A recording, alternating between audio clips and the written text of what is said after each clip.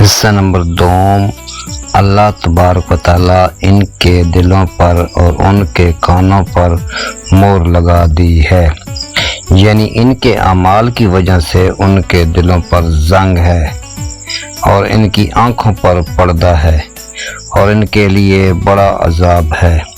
اور کچھ ایسے لوگ ہیں جو کہتے ہیں ہم اللہ تعالیٰ پر اور قیامت کے دن پر ایمان رکھتے ہیں، در حقیقت وہ ایمان نہیں رکھتے، وہ اللہ تعالیٰ کو اور ایمان والوں کو دھوکہ دیتے ہیں۔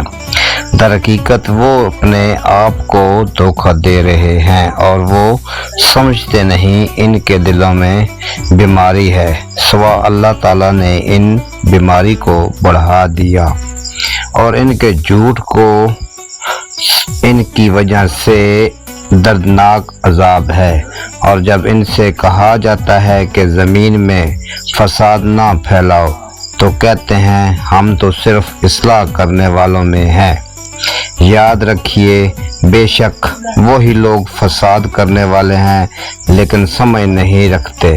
اور جب ان سے کہا جاتا ہے کہ تم بھی دوسرے لوگوں کا یعنی صحابہ کرام رضی اللہ تعالی عنہ کی طرح ایمان لاؤ تو کہتے ہیں کہ کیا ہم ایسا ایمان لائیں جسے بے وقوف ایمان لائے ہیں۔